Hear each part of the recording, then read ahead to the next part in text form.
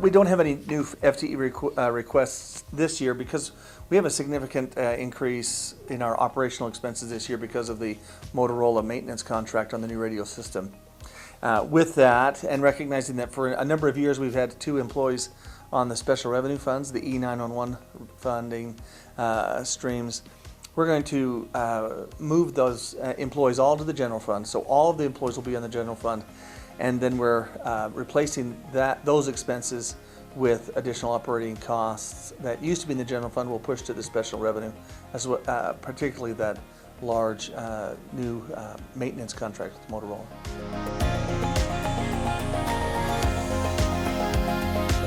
What it helps do is put all the employees on the general fund. That the general fund has the opportunity to grow more as valuations and as the city develops and has more general fund income. Expenses operationally typically don't grow with that sort of significance. So moving the employees all into one bucket also improves and it simplifies a lot of our budgeting personnel costs.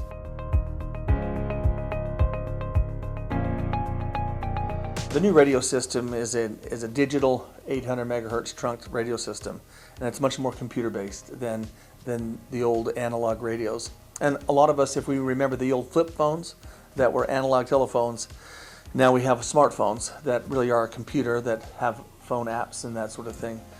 Similarly, our radio system is no longer analog radio, but is a digitally trunked digital signal. The audio is going to be much better. The reach is much better, particularly in town. And it features many more opportunities for interoperability with our neighbors, with the state, and with the ability to patch radio talk groups together. We can be more forward-leaning in matching our communications plan with a large and complex incident organization.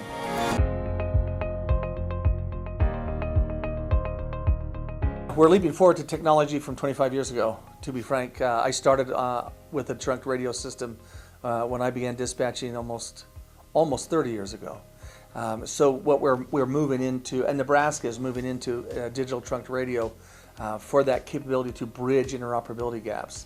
And interoperability, particularly since 9/11, has been a significant issue nationwide. And we saw the opportunity here in the last 3 or 4 years that we really needed to migrate and evolve our communication technology and match that with our neighbors, match the one that's being used by the state, and match the technology that's really going to be the next evolution of radio communications.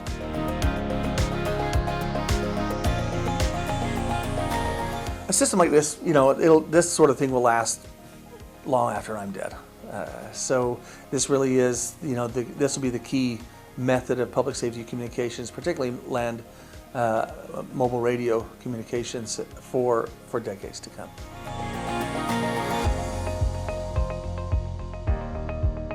One thing we're doing here is preparing for expanding our consoles. Right now we have 5 dispatcher consoles in the 911 center, and so I can staff up to 5 dispatchers at a time, but there are days when we need that 6th, and looking down the road, 7, 8, 9. So we are going to install new console furniture, desks that are specially equipped and prepared to manage the various and large numbers of equipment, computer screen, and other technology that is used in a 911 center. It's also going to help allow us to reformat the way the dispatch center is organized. That'll help avoid the compartmentalization of conversations amongst the dispatchers. Right now we have in our head we had 2 pods of 4, but when we realized when we had that fifth dispatcher or the 6th when it comes on, they're going to be kind of segregated physically from the others, being in 2 pods of 4. So the new consoles allow us to bring in new console furniture technology, and the capabilities that it has allows us to expand up to 9 consoles down the road. And then it's going to give us the chance to improve the inter-dispatcher communication.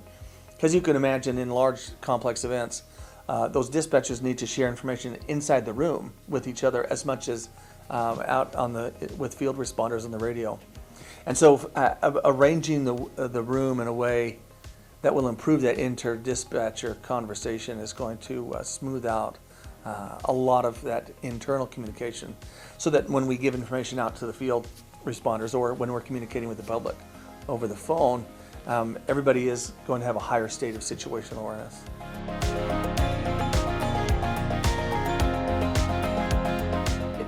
We grow a console station every 5, 6, 7 years. And it has everything to do with population growth, but also call volume and the activity level of our response agencies. And so it's a combination of phone traffic, radio traffic, and community needs and agency needs. And so as we evolve and grow, we needed to set the stage so that we have the space available for them to grow. If we buy 2 consoles, it's like $70,000. If I buy 4, it's only $20,000 or $30,000 more. So it pays now to really build for the future and set us up for the next 20 or 25 years as far as consoles and the equipment that we need to meet the needs of the community.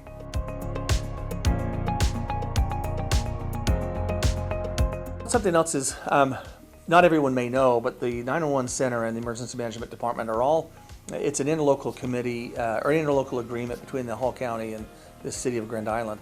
So both governments pay 50% of our general fund, and so both the City Council and the County Board have a vested interest in what our budget looks like, and I have an opportunity to introduce those budgets to both elected bodies and to justify our budget, not just to the City Council but also the County Board, to ensure that we are meeting everybody's needs, both not just here within the city confines of Grand Island, but we are a county-wide department with a county-wide responsibility, and our partners in the Hall County agencies, particularly the Hall County Board, have been really supportive and great to work with.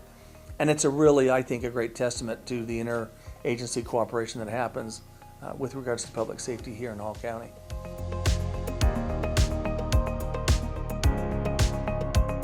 And that EMD Pro QA system has assisted us in creating a better and more consistent level of patient care when we take medical emergencies. We are working with our fire partners and the opportunity in the next year or two to introduce a similar protocol for fire response. And it provides for the emergency dispatcher instructions regarding fire, hazmat, and other fire-based responses, instructions and details that will provide a greater sense of security and safety for the caller. Things that never really are going to occur to a dispatcher. In the protocols, they're static scripts will provide those instructions to the dispatchers, and then we'll provide a more standard level of care in the fire-based dispatching as well.